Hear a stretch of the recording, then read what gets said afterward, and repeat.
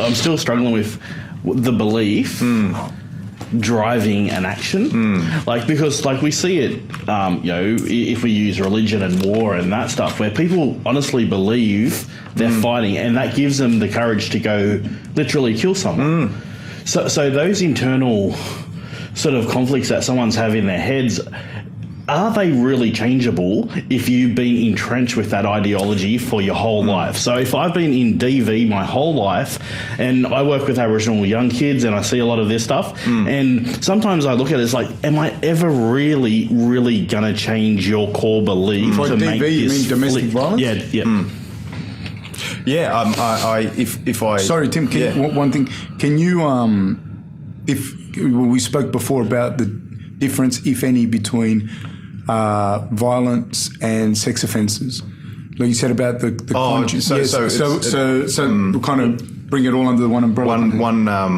I've worked a lot with, and I still do work with a lot of violent offenders, but it's been said that, and I tend to agree with it for the most part, that the only difference between sexual and violent offending is the choice of weapon. So it's often used to inflict harm, to gain power, dominance, that sort of thing. So is a punch. Yep. Sorry, what was your question? Can core beliefs change? Yeah. If I look, I believe they do, and if I didn't believe that, then I'd get a job in horticulture, I guess, or something. I don't know. But for them to change, in my professional experience, one or two things need to change, or both is ideal. One, their social circumstances need to change, and needs to change well. So if one of the young kids, you're talking about, so I'll premise this by saying my thesis is exploring the criminal identity development, which is, so your identity is largely focused on the beliefs about yourself. So if you have an identity that says I'm an offender, and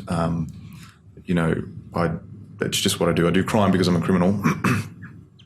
And then you are able to, a good caseworker comes along and sets you up a good pathway into school, and that's integrated well. You make process. But how old is this kid though? Let's say they're 15, 16, for example. Kid. Yeah. This could work the same for an adult that gets a job. Yeah. They're integrated into the workplace or the schoolyard, and they make pro-social friends, and they're accepted for who they are. They're not defined by their history. They find something they're good at, and they go, "Oh, you're a really fast runner. That's great." That goes a long way to changing your core belief without ever having talked about it. So CBT happens naturally.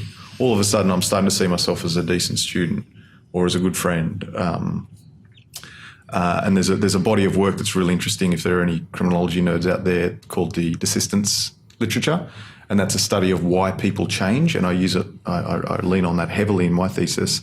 And the big drop off in crime is usually late 20s, early 30s for persistent offenders, and a lot of that is about changed core belief about myself. I'm too old for this. I'm a father now. Things like that. I'm a good employee now. Employees don't do crime. But that, I think we've spoken about it before. That could also have a lot to do with physiological changes as Absolutely. well. Yeah. Because you're not as tough as what you used to be. No, that's right. No, that's right. And I don't value that. So, you might be forced to change your values. The other way to do it is more therapeutic, for lack of a better term. It's where you need to sit down with the offender and identify and label their criminal belief system.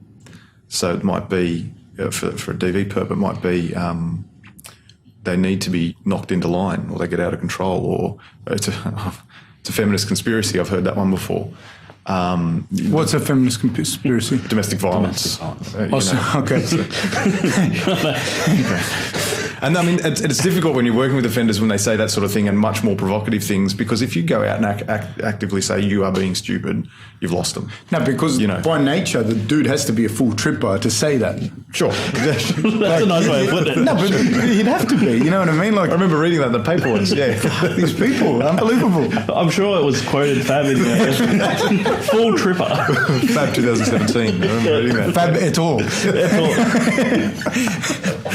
2018. 18. That's right. He's a full tripper. What was I talking about? Doesn't matter. So you Female conspiracy. So you identified these really quite criminal core beliefs that lend themselves to certain behaviours or lend themselves to certain thoughts.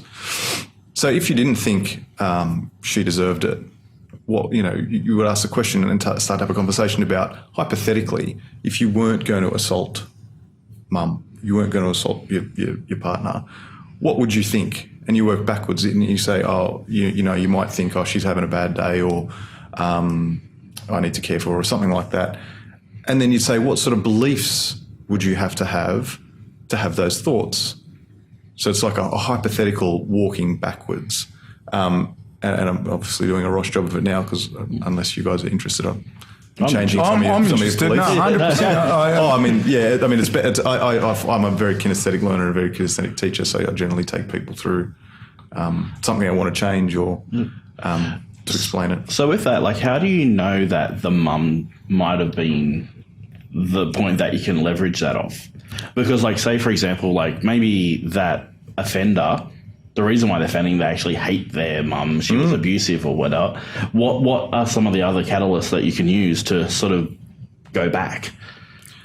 In terms of change? Yeah. It's all hypothetical. Yeah, well, it's case by case, but I like to use a hypothetical model because it doesn't allow for, but it's not like that. Okay, no, it's not like that, but what if? And then you can create a little mock world that you can start to apply to different situations, because often those beliefs carry on to those beliefs form behavioural habits, and so the kid that's very violent at home is often very violent at school, where mum isn't there. Do you know what I mean? So you can then apply it. Some of the kids I work with in juvenile justice, they're especially when we have a centre down here at Campbelltown, some of the kids I've dealt with they're prone to animal cruelty and stuff like that, and that's an early determination of, you actually have no emotional connection to stuff. How does that play into the belief system? And when I get firelighting and animal cruelty, I'm wanting to start to think about the developmental trajectory of psychopathy, and I'm wanting to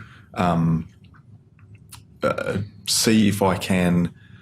You have to be very careful, but I want to see if I can start to work on some empathy development. The reason you have to be very careful with that, particularly with very much with older offenders, but with younger offenders, if they're not making an emotional connection with that empathetic development, then you might make them more efficient. Can you elaborate on that, Tim? People with psychopathic traits have difficulty or don't read emotional cues, so they have to learn it the way we might learn to use a computer. So if you teach them, like a mimic, like a mimic, yep. Yeah. So if you teach them, when you do this, people are afraid, for example. They might go, afraid. Okay, I'll take notes. This is what I do to make people afraid. Do you know what I mean? It doesn't translate into, I shouldn't do that because it makes people afraid. It's a mechanism for power for getting what you want. Yeah, sure. Yeah. Having said that, so there are a lot of psychopaths. I mean, I don't want to talk too much about psychopathy. It's not my area of expertise, but I've worked with quite a few. But there are a lot of psychopaths that aren't in prison. In fact, you could argue Mountless companies and shit. Yeah, CEOs of big oil companies, because I don't. President of the United States, that sort of thing. Yeah, that's right. I don't care whose neck I have to step on to get to the top. It doesn't really bother me that people don't like me. I don't get much of an emotional response to that. So here I go. Yeah, I'm going to make some money. That's very common in the corporate world, and even as in management, you'll find that there's those particular personalities that will destroy anyone. That's right. And they're not particularly bothered. And they don't break the law and they don't kill people, not because it's necessarily morally wrong. It's because it's going to stop their progress. And this is I would hope these people are few and far between.